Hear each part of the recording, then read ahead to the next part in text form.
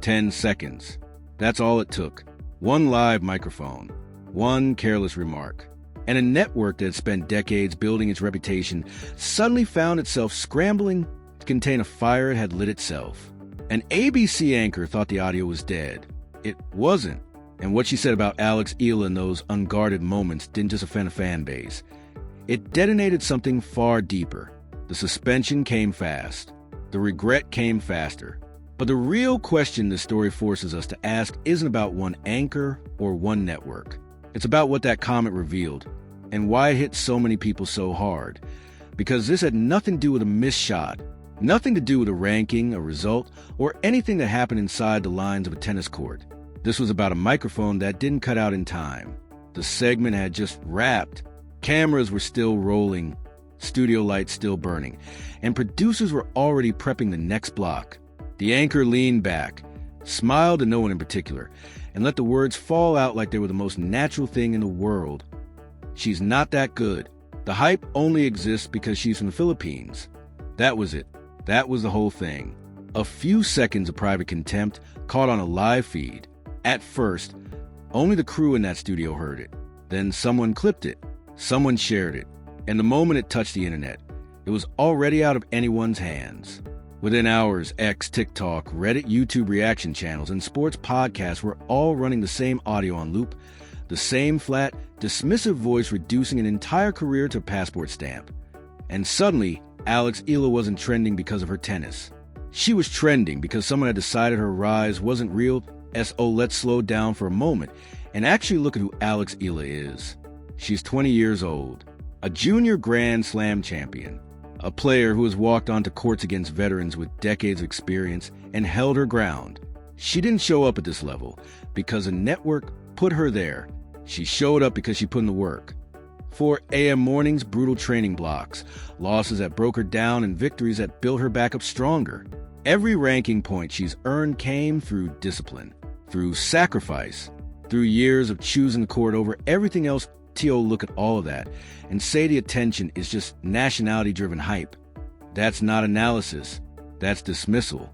And fans felt the difference immediately. Within hours, the hashtags were everywhere. Asterisk respect Alex. Boycott ABC Manila.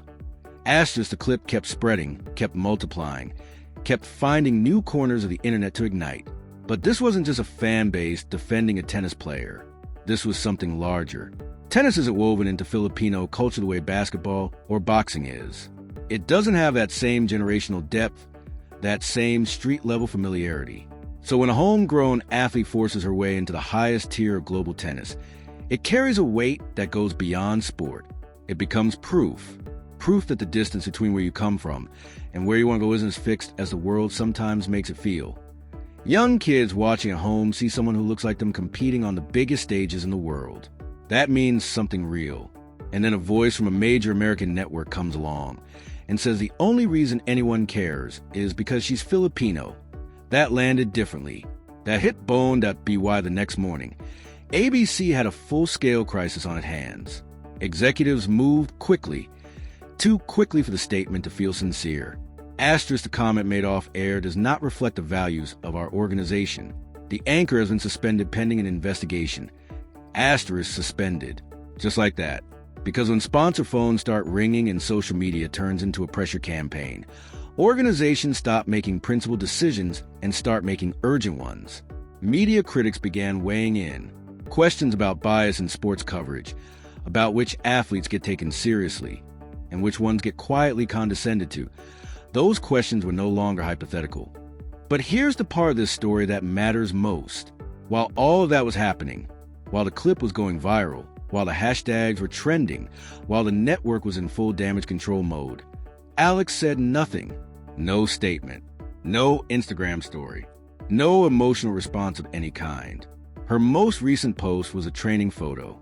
Eyes forward, racket in hand, focus. That silence wasn't absence. It was a statement. While people argued online, she was working on her footwork. While the controversy grew louder, she stayed quieter, and fans noticed. The more the noise escalated around her, the more unshakable her focus appeared. There's a kind of strength in that. In refusing to let someone else's words pull you off your path, now consider the brutal irony sitting at the center of this entire story. The anchor's argument was that the attention around Alex exists only because of where she's from. But if that were true, if it really were just hype built on national pride, then how do you explain the wins? How do you explain the ranking climb? How do you explain the long, grinding rallies against players who have no reason to give her anything for free? Nationality doesn't win match points. Skill does. Discipline does. The relentless, unglamorous, daily repetition of doing the work does the IN trying to shrink her. The comment did the opposite. It pushed Alex Eala into a spotlight far bigger than she'd occupied the day before. Her highlight reels started collecting millions of views overnight. Old interviews resurfaced. One clip in particular kept circulating. A quiet, offhand moment where she'd simply said, "I play because I love the game." That line went viral all over again. TikTok creators put it over slow motion footage of her forehand. Fans passed it around like a rallying cry. And while Alex's profile grew larger by the hour, the situation inside the network reportedly grew darker. Producers were told to stay off social media. PR teams were running around the clock. Legal teams were quietly reviewing advertiser contracts, because when sponsors get nervous, the math changes fast, and everyone in that building knew it. That's the world we live in now. You don't control the narrative anymore. The internet does. And this time, the internet had already made its choice. Across the Philippines and across Filipino communities around the world, the response moved well beyond tennis. Students abroad shared tributes. Diaspora communities reposted her training clips. Social media timelines filled with messages in Filipino, in English, in every combination both, all saying the same thing. This is about more than sport. This is about respect. And to be fair, criticism is part of professional sports. Athletes get broken down by analysts every day. Serve percentages, return speed, movement patterns, consistency under pressure. That scrutiny is part of the deal. But there's a clear line between rigorous analysis and casual contempt, between holding an athlete to a high standard and deciding before the evidence is in that she doesn't really belong. Fans understood that distinction. Their anger wasn't about protecting Alex from criticism. It was about demanding that the criticism actually be real. Some tried to defend the anchor. They said the comment was out of context, that it was a private joke, never meant to go anywhere. But that argument crumbled almost immediately, because even if it was meant to be private, it still came from somewhere. And that somewhere is exactly what people were responding to that BY Day 3. The story wasn't fading. It was getting louder. Other networks picked it up. Sports talk shows debated it. Late-night hosts made jokes about the hazards of hot microphones. ABC's corporate language felt thinner every time it was repeated, polished and careful, and completely hollow, compared to the raw emotion it was trying to address. People weren't looking for a PR statement. They were looking for accountability. Meanwhile, new footage appeared from Alex's training session. Intense drills. Clean, hard contact. The sharp sound of a racket, doing exactly what was built to do. The message didn't need a caption. Asterisk you talk. I work. Asterisk that quiet confidence connected with people far beyond the Filipino community. Because that approach, head down, results forward, let the work answer for you, is universal. It's a language every underdog speaks. And here's the broader truth this story keeps circling back to. Athletes from smaller nations carry an extra weight. They get labeled as flukes, as pleasant surprises, as temporary exceptions who don't quite belong at the top of the table permanently. That doubt is persistent, it's quiet, and it doesn't always end up on a live microphone. Most of the time it stays exactly where that anchor thought hers would stay, just between the people in the room. But Alex Eala isn't a fluke. She's a serious competitor. And serious competitors don't need hype. They need time.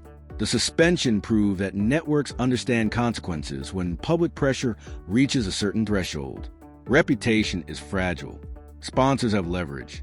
And audiences have power. The real question is whether this leads to anything lasting. Whether commentators in studios around the world think a little harder before they let assumptions about an athlete's background shape what they say. On air and off it, or whether this becomes another controversy that fades the moment the next big story arrives.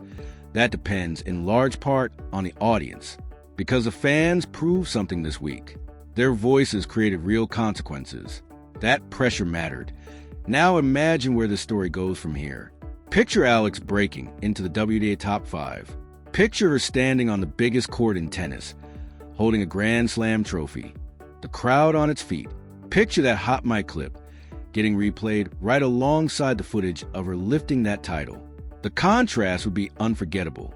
Sports history is full of those moments, where the doubt comes first and the dominance follows. Athletes remember who didn't believe in them. They carry that with them into every early morning, every grueling session, every match point. And if Alex Eala keeps climbing, and everything about her suggests she will, this controversy won't disappear. It'll become a chapter. It'll become part of the origin story. Every milestone will pull that clip back into the conversation, and every victory will make the anchor's words look smaller by comparison. That's the final irony. The comment that was meant to reduce her could end up being one of the things that defines her rise, because she didn't react. She didn't respond. She just went back to work. Alex Eala's story is still in its early chapters. She's young, she's developing, and the ceiling above her is still a long way up, but she has already done something that most athletes never do. She's made her country believe in a sport it didn't fully claim as its own. She's made that possible. And no off-camera comment, no matter how dismissive, can undo what she's already built. The suspension may be temporary, but the lesson is permanent. Words carry weight. Tone reveals character. And in the world we live in today, it only takes 10 seconds to expose exactly who you are.